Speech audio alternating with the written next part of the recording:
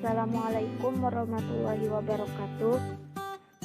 Perkenalkan, kami dari kelompok 4 kelas 12 IPA yang beranggotakan Gilang Jaya Purnama, Reni Nurhayani, Aspi Ismatul Muhibah, Rizka Fauziah, dan Vina Awaliyah.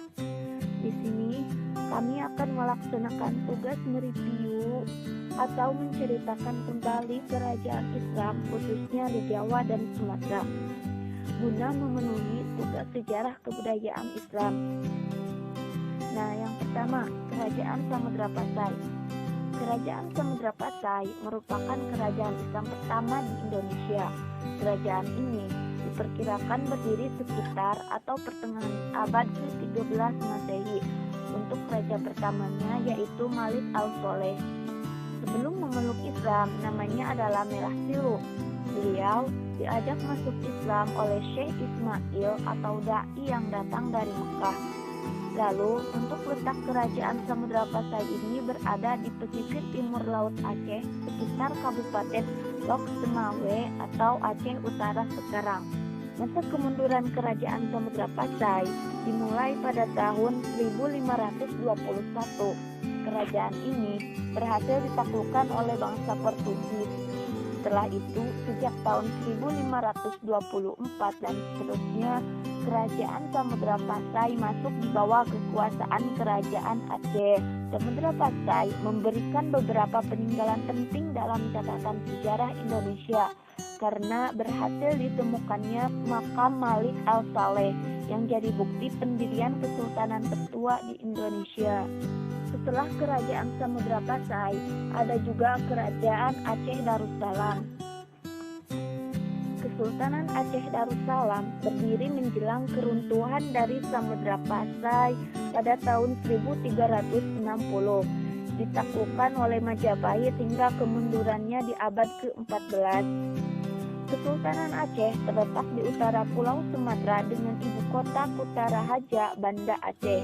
Dengan sultan pertamanya adalah Sultan Ali Muqayyad Syah.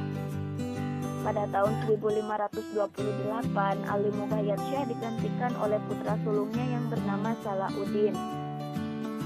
Kesultanan Aceh mengalami masa keemasan pada masa kepemimpinan Sultan Iskandar Muda. Kemunduran Kesultanan Aceh bermula sejak kemangkatan Sultan Iskandar Sani pada tahun 1641. Selanjutnya adalah kerajaan Islam di Jawa. Yang pertama, Kerajaan Demak. Kerajaan Islam di Jawa adalah Kerajaan Demak. Kerajaan Demak diakui sebagai kerajaan Islam pertama di Jawa. Kerajaan Demak didirikan oleh Raden Patah tahun 1500 sampai 1518 Masehi.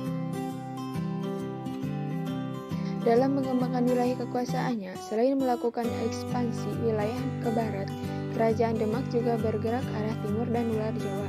Tercatat pada tahun 1527, pasukan Kerajaan Demak telah berhasil menguasai Tuban. Setelah itu, kepemimpinan digantikan oleh Jaka Tingkir.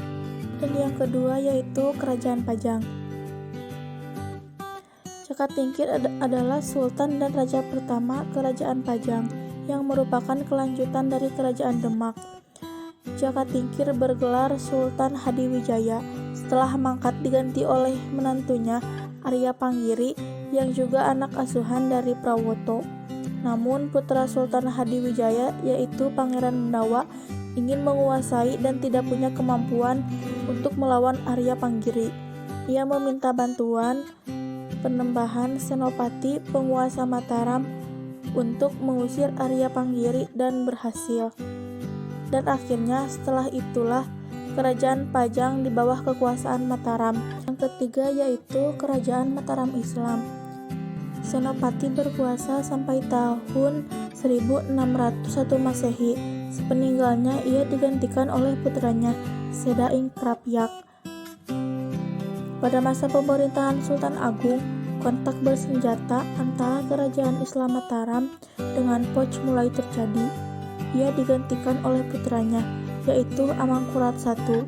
Pada masanya, sering terjadi perang saudara dengan Pangeran Alit yang mendapat dukungan dari para ulama.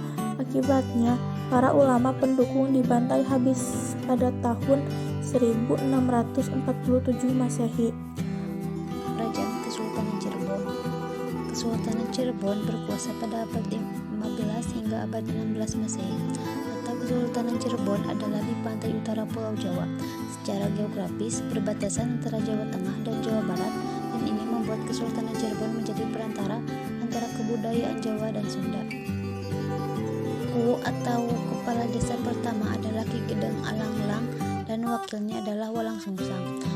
Pangeran Cakrabuana mendirikan Istana Pakuwati dan membentuk pemerintahan Cirebon. Dengan demikian, Kesultanan Cirebon didirikan oleh Pangeran Cakrabuana. Dan yang terakhir, Kerajaan Kesultanan Banten. Kerajaan Kesultanan Banten, Sunan Gunung Jati bersama pasukan Demak Pelabuhan Banten dari Kerajaan Sunda akan mendirikan Kesultanan Banten yang berafiliasi ke Demak. Sebelum Banten merupakan salah satu pelabuhan selain pelabuhan Potang, Cigede, Temaga, Tangerang. Piagam Bojong menunjukkan bahwa tahun 1500 hingga 1800 Masehi, Lampung dikuasai oleh Kesultanan Banten. Sekian pemaparan materi dari kelompok kami. Mohon maaf bila ada kesalahan kata. Wassalamualaikum warahmatullahi wabarakatuh.